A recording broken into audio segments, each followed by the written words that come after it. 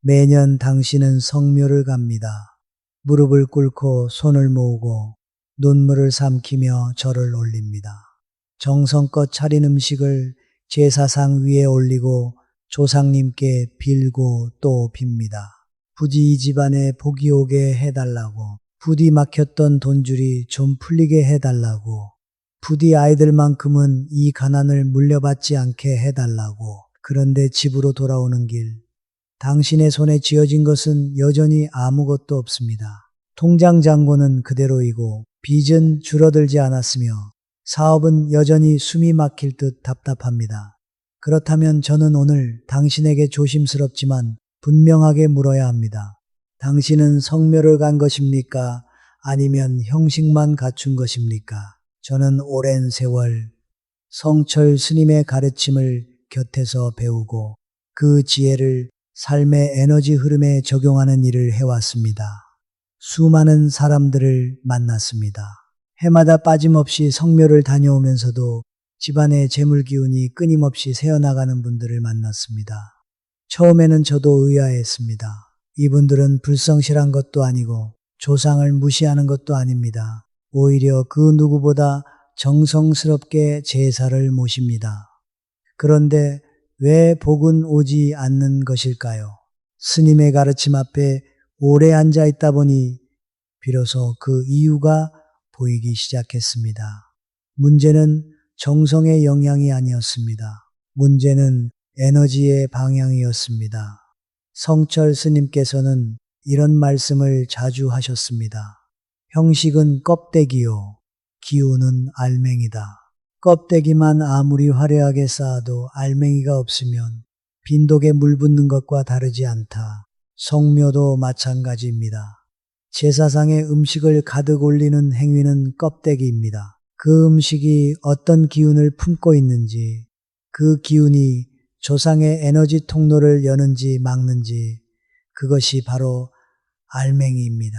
우리는 오랫동안 많이 올릴수록 정성스럽다는 믿음 속에 살아왔습니다. 그러나 그 믿음이 때로는 오히려 복의 흐름을 역방향으로 돌려버리는 원인이 되고 있었습니다. 오늘 이 자리에서 저는 당신에게 한 가지 진실을 전하려 합니다. 성묘제사상에 올려야 할 음식은 딱 하나입니다. 단 하나의 음식이 조상의 에너지 통로를 열고 그 통로를 통해 넘치는 금전운과 건강운이 자손에게 흘러내려오게 합니다. 반대로 아무리 값비싸고 풍성한 음식이라 해도 잘못된 것을 올렸을 때는 그 에너지가 복을 불러오는 것이 아니라 음기를 자극하여 오히려 재물의 흐름을 막아버립니다. 이것은 미신이 아닙니다. 음양오행의 원리이며 기 흐름의 법칙입니다. 성철 스님께서 평생을 통해 몸소 관찰하고 검증하신 삶의 이치입니다. 지금 이 영상을 보고 계신 분들 중에 형제간의 돈 문제로 틀어진 분이 계십니까? 자녀가 취업도 결혼도 잘 안 풀려 애간장이 타는 분이 계십니까? 몇 년째 사업이 제자리 걸음이거나 원인 모를 지출이 끊이지 않아 통장이 늘 비는 분이 계십니까? 그렇다면 지금 이 순간 자리를 잡고 앉아 끝까지 들어주십시오. 오늘 제가 전해드리는 이 한 가지가 당신 집안에 막힌 기운을 뚫는 열쇠가 될 것입니다. 조상의 은혜는 끊어진 것이 아닙니다. 다만 통로가 막혀 있을 뿐입니다. 그 통로를 다시 여는 방법, 지금부터 함께 들어가 보겠습니다. 제가 이 이야기를 처음 들은 것은 지금으로부터 꽤 오랜 시간이 흐른 뒤의 일입니다. 성철 스님의 가르침을 따르던 한 도반으로부터 전해 들은 실제 이야기입니다. 경상도 어느 산골 마을에 3대째 가난을 이어오던 집안이 있었습니다. 할아버지도 가난했고 아버지도 가난했으며 이제 그 아들 역시 똑같은 길을 걷고 있었습니다. 부지런하지 않은 것도 아니었습니다. 새벽 어스름부터 밭에 나가 일했고 쉬는 날 없이 몸을 혹사했습니다. 그런데도 돈은 벌리는 족족 사라졌고 빚은 줄어들기는커녕 해마다 조금씩 불어났습니다. 그 집의 아들은 어느 날 스님을 찾아와 이렇게 말했다고 합니다. 스님, 저희 집안은 조상 대대로 저주라도 받은 것입니까? 아무리 해도 안 됩니다. 이제 지쳤습니다. 스님은 그 말을 조용히 들으셨습니다. 그리고 한참 동안 아무 말씀도 하지 않으셨습니다. 이윽고 스님이 물으셨습니다. 너희 집안은 성묘를 어떻게 지내느냐? 아들은 고개를 갸웃거리며 대답했습니다. 명절이면 빠짐없이 성묘를 갖고 정성껏 음식을 장만해 제사상을 차렸으며 절도 올리고 술도 올렸다고 했습니다. 심지어 남들보다 더 많은 음식을 올리려고 무리해서 장을 보기도 했다고 했습니다. 스님은 그 말을 듣고 나서 가만히 고개를 끄덕이셨습니다. 그리고 말씀하셨습니다. 그것이 문제구나. 그 말 한마디에 아들은 눈이 커졌습니다. 더 많이 더 정성스럽게 올리는 것이 문제라니 이해할 수가 없었습니다. 스님은 이렇게 설명하셨습니다. 조상의 묘는 단순한 무덤이 아니다. 그것은 살아있는 기운의 통로다. 그 통로에 무엇을 바치느냐에 따라 통로가 열리기도 하고 막히기도 한다. 네가 올리는 음식들 중에는 강한 음기를 품은 것들이 섞여 있다. 그 음기가 조상의 에너지를 자극하는 것이 아니라 오히려 통로를 틀어막고 있는 것이다. 정성은 가득하되 방향이 잘못되어 있었던 것이다. 그 집아들은 그날 이후 스님의 말씀대로 성묘 방식을 완전히 바꾸었습니다. 올리는 음식의 종류를 단순하게 줄이고 딱 하나의 핵심 음식만 정성껏 준비하기 시작했습니다. 처음에는 오히려 더 초라해 보이는 제사상이 불안하기도 했습니다. 그러나 그로부터 불과 몇 달이 지나지 않아 묘하게도 집안의 흐름이 달라지기 시작했습니다. 오래 끌어오던 땅 문제가 예상치 못하게 해결되었고 막혀있던 대출 심사가 통과되었으며 취업 준비 중이던 큰아들이 마침내 일자리를 얻었습니다. 물론 우연일 수도 있습니다. 그러나 저는 수십 년간 이와 비슷한 사례를 너무나 많이 목격해 왔습니다. 성묘의 방식을 바꾼 이후 집안의 기운이 달라졌다는 이야기는 이 한 집안만의 이야기가 아닙니다. 스님의 가르침을 따라 조상 공양의 에너지를 바로잡은 수많은 집안들이 공통적으로 전하는 이야기입니다. 이것이 과학인지 신앙인지 따지는 것은 중요하지 않습니다. 중요한 것은 그것이 실제로 작동한다는 사실입니다. 성철 스님께서는 언제나 이렇게 말씀하셨습니다. 진실은 믿는 자에게도 믿지 않는 자에게도 공평하게 작용한다. 기의 흐름은 당신의 믿음 여부와 관계없이 이 순간도 움직이고 있습니다. 당신이 성묘에서 올리는 음식이 그 흐름을 여는 열쇠인지 아니면 흐름을 막는 돌덩이인지 그것은 지금 이 자리에서 분명히 알고 가셔야 합니다. 다음 이야기에서 저는 그 원리의 뿌리가 되는 음양오행의 법칙 토생금 두성진에 대해 말씀드리겠습니다. 땅의 정성이 어떻게 금전 기운을 낳는지 그 이치를 함께 들여다보겠습니다. 저는 성철 스님의 가르침을 처음 접했을 때 가장 먼저 깊이 파고들었던 것이 바로 음양오행의 원리였습니다. 많은 분들이 오행을 어렵게 생각하십니다. 목, 화, 토, 금, 수, 이 5글자가 마치 고전 철학 시험 문제처럼 느껴지기도 하지요. 그러나 스님께서는 언제나 이렇게 말씀하셨습니다. 오행은 철학책 속에 있는 것이 아니라 내 밥상 위에 있고 내 마당 흙 속에 있으며 내 손바닥 안에 있다. 오행은 우리 삶의 모든 순간에 흐르고 있는 에너지의 질서입니다. 그리고 그 질서 중에서 오늘 우리가 반드시 이해해야 할 단 하나의 원리가 있습니다. 바로 토생금 두성진, 땅이 금을 낳는다는 법칙입니다. 토생금이란 무엇인가? 글자 그대로 풀면 토의 기운이 금의 기운을 생성한다는 뜻입니다. 여기서 토는 단순히 흙을 의미하지 않습니다. 토는 중심이며 안정이며 뿌리를 내리는 힘입니다. 어머니의 품처럼 모든 것을 받아들이고 품어 기르는 에너지입니다. 그리고 금은 단순히 금속이나 돈을 의미하지 않습니다.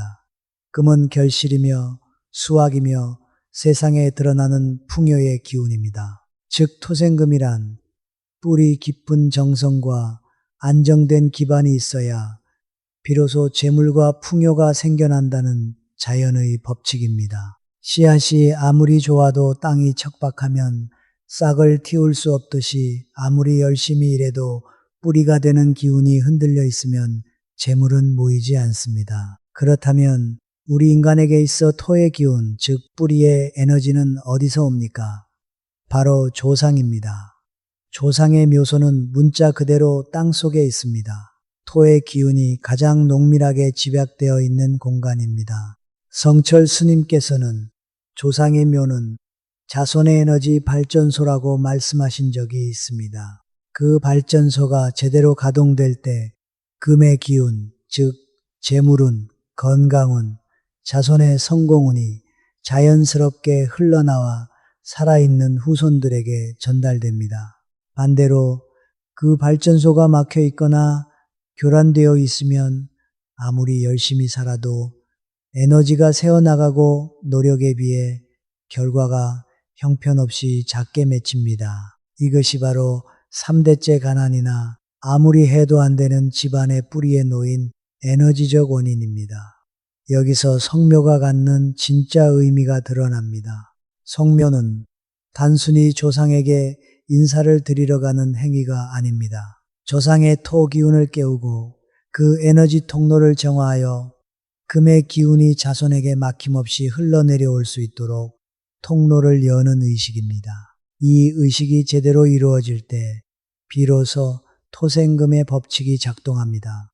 그러므로 성묘에서 무엇을 올리느냐는 단순한 음식 선택의 문제가 아닙니다. 그것은 조상의 에너지 통로에 어떤 기운을 흘려보내느냐의 문제이며 그 기운이 통로를 열 것인지 막을 것인지를 결정하는 핵심 변수입니다. 스님께서는 이런 비유를 드신 적이 있습니다.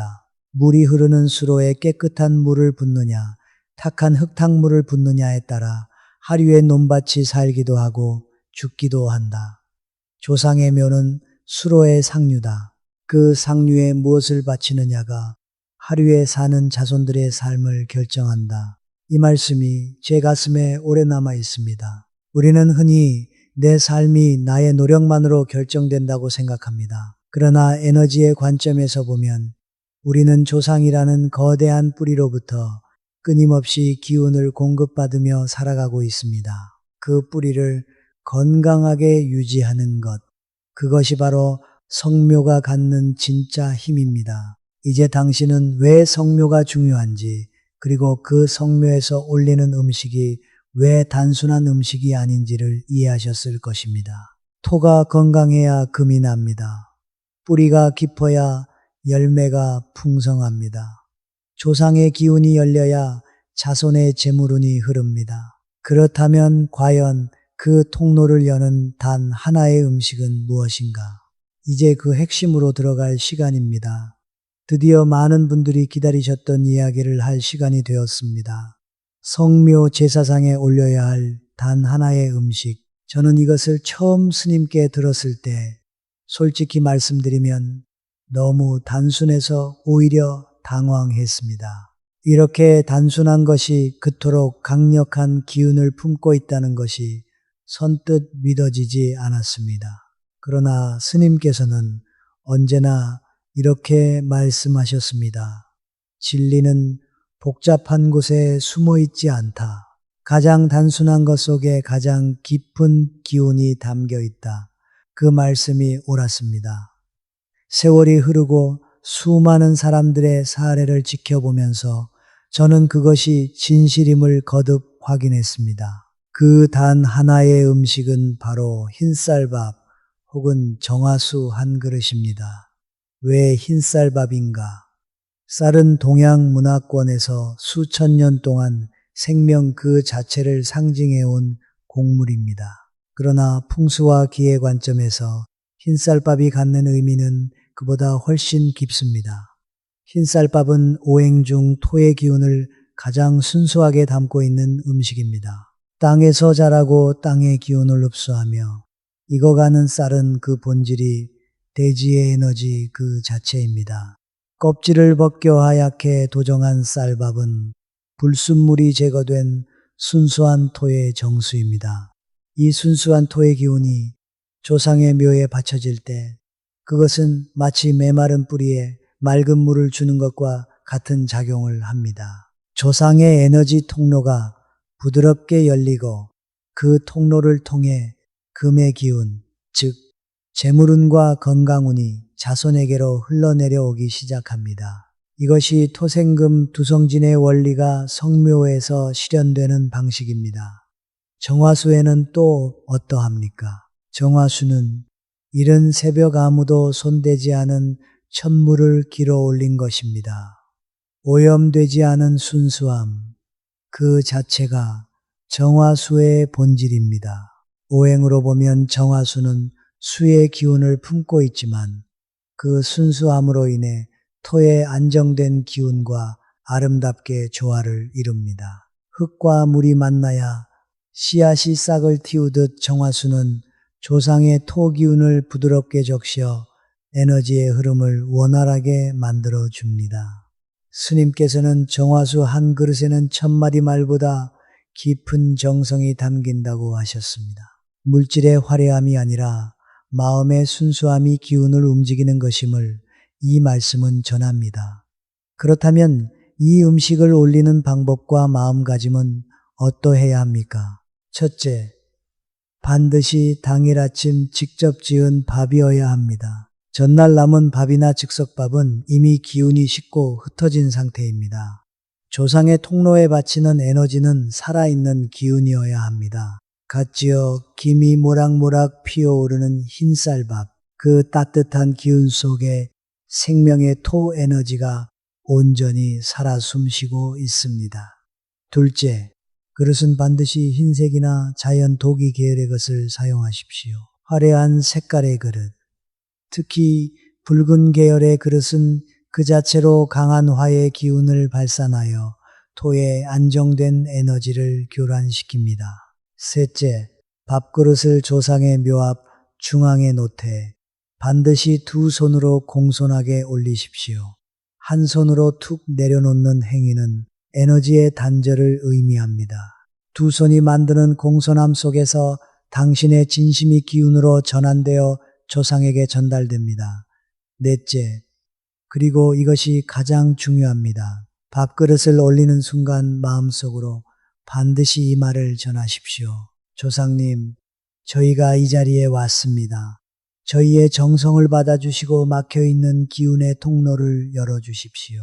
자손들이 건강하고 풍요롭게 살아갈 수 있도록 길을 열어주십시오. 말의 내용이 정확하지 않아도 됩니다.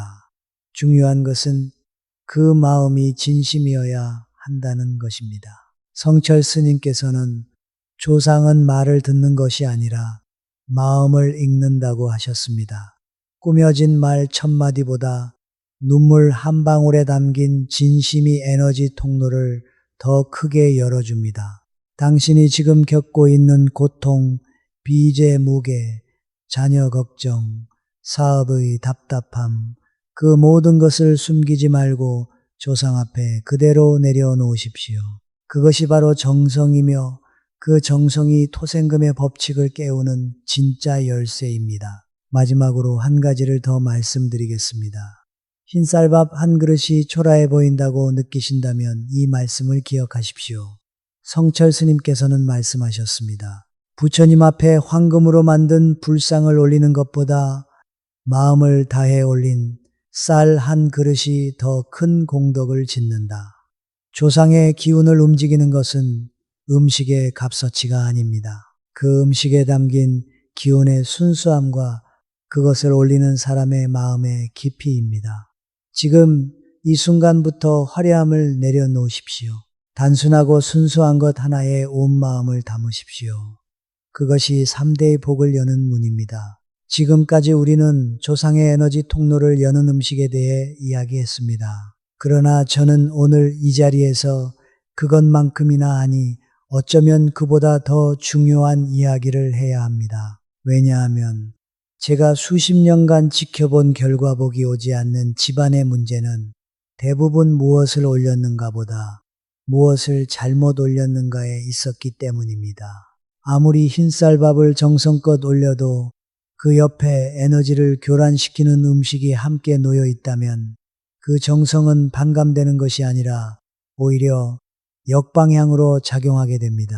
선의가 오히려 독이 되는 순간입니다. 성철 스님께서는 이것을 두고 깨끗한 샘물 옆에 독초를 심어놓고 왜 물이 썩냐고 묻는 것과 같다고 하셨습니다.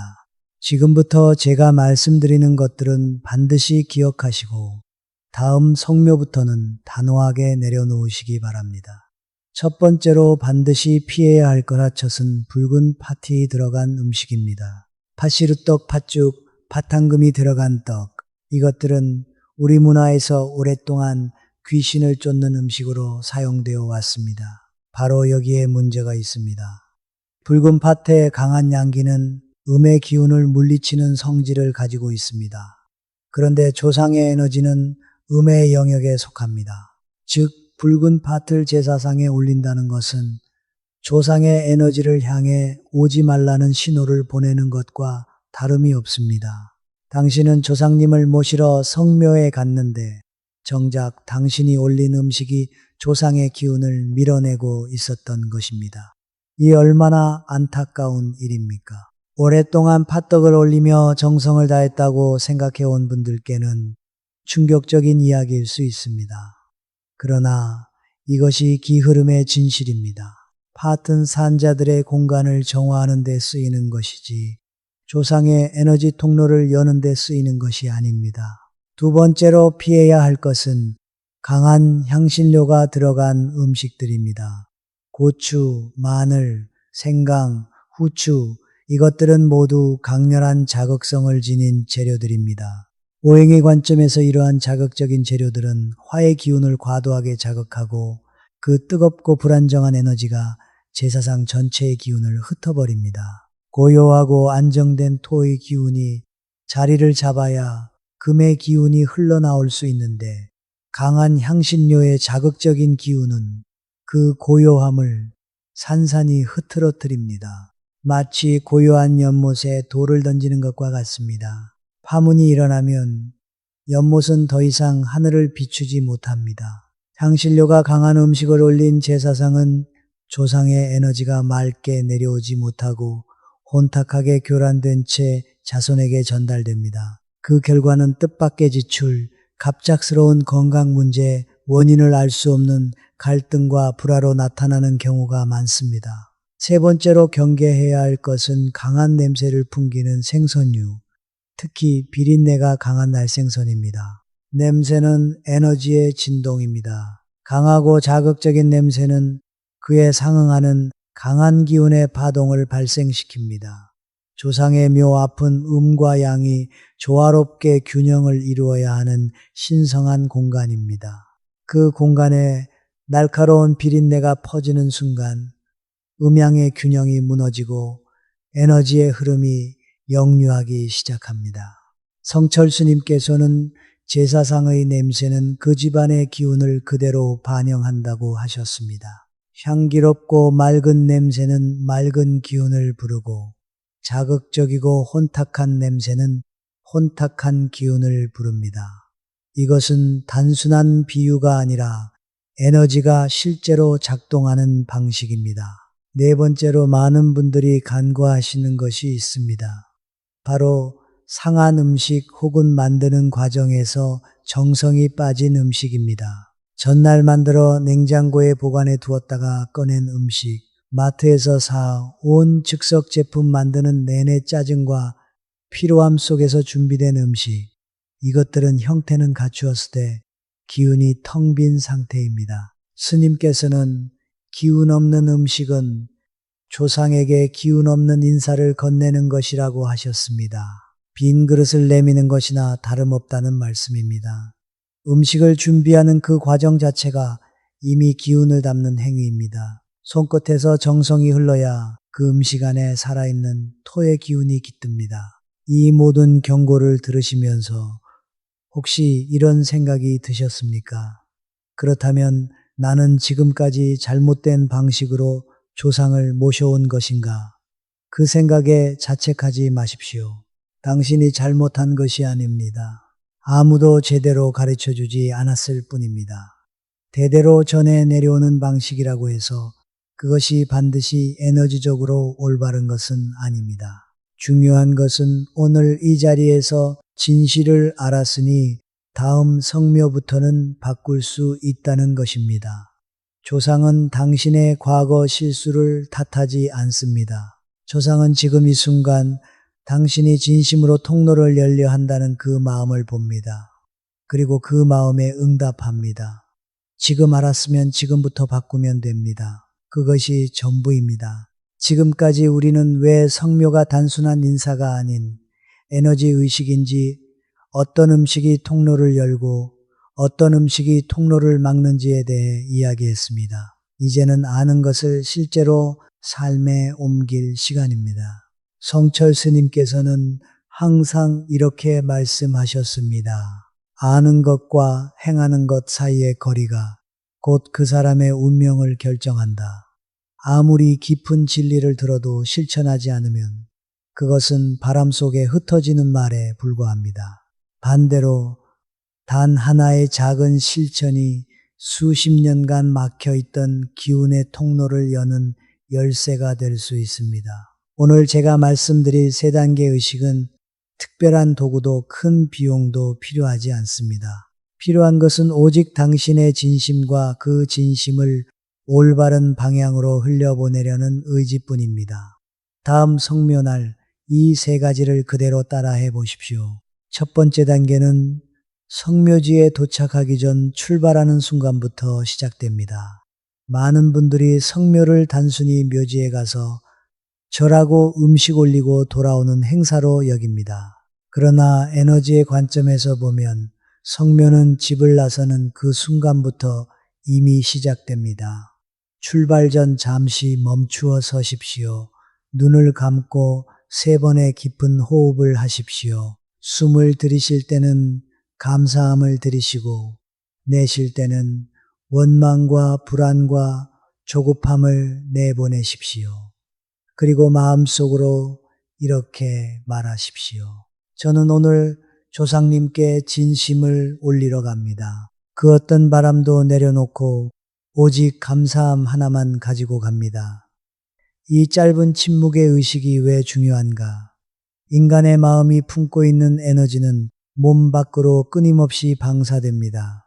조급하고 탐욕스러운 마음으로 성묘에 가면 그 마음의 기운이 먼저 묘 앞에 도달하여 에너지 통로를 긴장시키고 닫아버립니다.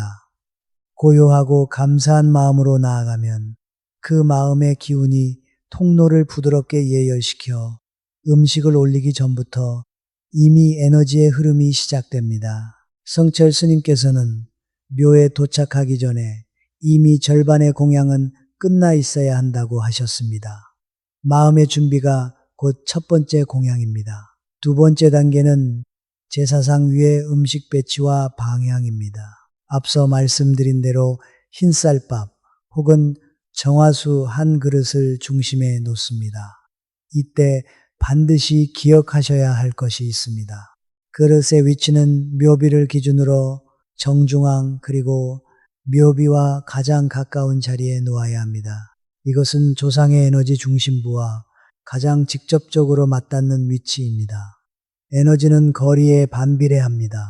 중심에서 멀수록 기운의 전달력이 약해집니다. 그릇을 올릴 때는 앞서 말씀드린 대로 반드시 두 손으로 공손하게 그리고 천천히 내려놓으십시오.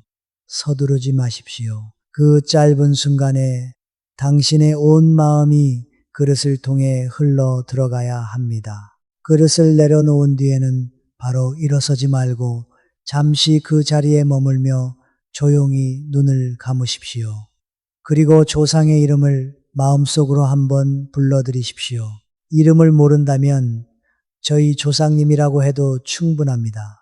이름을 부르는 행위는 에너지적으로 연결해 다리를 놓는 것과 같습니다. 그 다리 위로 토생금의 기운이 흐르기 시작합니다. 세 번째 단계는 성묘를 마치고 집으로 돌아온 뒤에 이루어집니다. 많은 분들이 성묘를 마치고 집에 돌아오면 모든 것이 끝났다고 생각합니다. 그러나 의식은 귀가 이후에도 이어집니다. 집에 돌아오면 가장 먼저 현관에서 손을 씻으십시오. 이것은 단순한 위생의 문제가 아닙니다. 묘지에서 가져온 외부의 기운을 정화하고 조상으로부터 받아온 금전의 에너지를 집안에 안착시키기 위한 경계의 의식입니다. 손을 씻으며 마음속으로 이렇게 말하십시오. 조상님의 은혜를 이 집 안으로 모셔옵니다. 그 다음 집안의 창문을 잠시 열어 환기를 시키십시오. 신선한 바깥 공기가 집 안으로 들어오면서 정체되어 있던 기운이 순환하기 시작합니다. 환기 후에는 밥상 위나 식탁 위에 깨끗한 물 한 컵을 올려놓으십시오. 이 물 한 컵은 성묘에서 열린 에너지 통로를 통해 흘러 들어온 기운이 집안의 자리를 잡도록 돕는 고리의 역할을 합니다. 물은 기운을 담는 그릇입니다. 맑은 물이 자리를 잡으면 그 주변으로 맑은 에너지가 모여듭니다. 이 물 한 컵을 사흘간 그 자리에 두십시오. 사흘이 지난 뒤에는 화분에 흙에 부어주십시오. 땅으로 돌려보내는 것, 그것이 토의 기운을 완성하는 마지막 순서입니다. 이 세 단계를 처음 들으시면 너무 단순하다고 느끼실 수 있습니다. 그러나 단순함이야말로 기운이 가장 깨끗하게 흐르는 통로입니다. 복잡하고 화려한 의식은 오히려 기운을 분산시킵니다. 성철 스님께서는 의식의 크기는 효과의 크기와 비례하지 않는다. 의식의 순수함이 효과의 깊이를 결정한다고 하셨습니다. 작고 단순하되 온 마음을 담은 이 세 단계가 당신의 집안에 흐르는 기운을 바꾸어 놓을 것입니다. 믿음을 가지고 실천하십시오. 그리고 그 변화를 조용히 지켜보십시오. 기운은 거짓말을 하지 않습니다. 우리는 오늘 긴 여정을 함께 걸어왔습니다. 왜 성묘가 에너지 의식인지, 토생금 두성진의 원리가 무엇인지, 어떤 음식이 통로를 열고 어떤 것이 통로를 막는지, 그리고 성묘 당일 즉시 실천할 수 있는 세 가지 단계까지 이 모든 이야기의 뿌리에는 성철 스님의 한 가지 핵심 가르침이 놓여 있습니다. 스님께서는 평생을 통해 이 말씀을 반복하셨습니다. 성심견명, 정성스러운 마음 하나가 운명을 바꾼다. 화려한 제사상이 운명을 바꾸는 것이 아닙니다. 값비싼 음식이 집안의 기운을 바꾸는 것이 아닙니다. 오직 진심에서 우러나온 정성, 그 하나가 막혀있던 에너지의 강물을 다시 흐르게 만드는 것입니다. 이것이 스님께서 평생을 걸쳐 우리에게 남겨주신 가장 깊은 진실입니다. 저는 오늘 이 영상을 보고 계신 모든 분들의 얼굴을 직접 뵐 수는 없습니다. 그러나 저는 압니다. 지금 이 자리에서 이 영상을 끝까지 보고 계신 분들이 얼마나 무거운 짐을 지고 살아가고 있는지를 오랜 세월 열심히 일했지만 여전히 빚의 무게에 눌려있는 분이 계십니다. 자식을 위해 모든 것을 바쳤지만 자녀의 앞길이 좀처럼 열리지 않아 가슴을 치는 분이 계십니다. 사업을 일으키려 몇 번이고 도전했지만 번번이 무너져 이제는 스스로를 믿지 못하게 된 분이 계십니다. 몸은 성묘해 가면서도 마음 한켠에는 이게 정말 의미가 있을까라는 의심을 품어온 분도 계십니다. 저는 그 모든 분들께 오늘 이 자리에서 분명하게 말씀드리고 싶습니다. 당신의 고통은 당신의 잘못이 아닙니다. 당신의 가난은 당신이 게을러서가 아닙니다. 다만 에너지의 통로가 막혀 있었을 뿐입니다. 그리고 그 통로는 오늘부터 당신이 여는 것이 가능합니다. 성철 스님께서는 인간의 운명을 강물에 비유하셨습니다. 운명은 고정된 것이 아니라 흐르는 것이다. 강물은 돌에 막히면 돌아서 흐르고 흙에 막히면 스며들어 흐른다. 막힌 것처럼 보이는 운명도 결국은 흐를 길을 찾는다. 다만 그 길을 찾는데 사람의 정성이 필요할 뿐이다. 오늘 당신이 이 영상을 끝까지 본 것, 그것 자체가 이미 당신의 정성입니다. 알고자 하는 마음, 바꾸고자 하는 의지, 그것이 이미 에너지의 통로의 첫 번째 빛을 비추고 있습니다. 당신은 오늘 이미 시작한 것입니다. 이제 저는 오늘 이 자리에서 여러분 한 분 한 분을 위해 축원을 올리겠습니다. 비주로 인해 밤잠을 못 이루는 분이 계시다면 조상의 토생금 기운이 그분의 재물 통로를 활짝 열어 예상치 못한 곳에서 해결의 실마리가 찾아오기를 빕니다. 자녀의 취업과 결혼이 걱정되는 부모님께는 조상의 은혜가 자손에게 대를 이어 흘러내려가 자녀들의 발걸음 앞에 밝은 길이 열리기를 빕니다. 사업이 막혀 답답한 분들께는 금전의 기운이 새로운 방향으로 물길을 내어 뜻밖의 인연과 기회가 문을 두드리기를 빕니다. 몸이 아프고 지쳐있는 분들께는 조상의 건강운이 흘러내려와 그분의 몸과 마음의 생기가 돌아오기를 진심으로 빕니다. 그리고 오랜 외로움과 상처로 인해 마음이 닫혀있는 분들께는 조상의 따뜻한 기운이 그 닫힌 마음의 문을 부드럽게 두드려 다시 세상을 향해 열릴 수 있기를 빕니다. 오늘 이 영상이 당신에게 닿은 것은 우연이 아닙니다. 에너지는 필요한 사람에게 필요한 순간에 닿습니다. 당신이 이 영상을 보게 된 것은 당신의 조상이 이미 당신에게 통로를 열어주려 하고 있다는 신호일 수 있습니다. 그 신호를 흘려보내지 마십시오. 오늘 배운 것을 다음 성묘에서 단 하나라도 실천해 보십시오. 흰쌀밥 한 그릇 두 손으로 공손하게 진심 하나 담아서 그것으로 충분합니다. 그 단순한 행동 하나가 당신 집안의 3대에 걸쳐 흐를 복의 물길을 여는 시작점이 될 것입니다. 이 영상이 도움이 되셨다면 지금 바로 구독 버튼을 눌러 주십시오.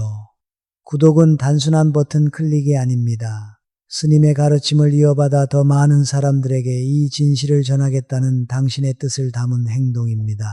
그 뜻 자체가 공덕이 되어 당신에게 돌아옵니다. 좋아요를 눌러주시고 이 영상을 당신 주변의 힘든 분들께 나누어 주십시오. 가족 중에 돈 문제로 힘들어하는 분, 성묘를 앞두고 마음이 무거운 분, 인생이 막혀 있다고 느끼는 분께 이 영상을 전해 주십시오. 나누는 행위 자체가 씨앗입니다. 그 씨앗이 땅에 떨어지면 토생금의 법칙에 따라 반드시 열매를 맺습니다. 댓글란에 지금 이 순간 당신의 마음속에 담긴 소원을 적어 주십시오. 2026년 우리 가족 모두 건강하고 풍요롭게 살겠습니다. 그 한 줄의 고백이 에너지적으로 당신의 소원을 이 세상에 선언하는 행위가 됩니다. 선언된 소원은 이루어집니다. 성철 스님께서는 말씀하셨습니다.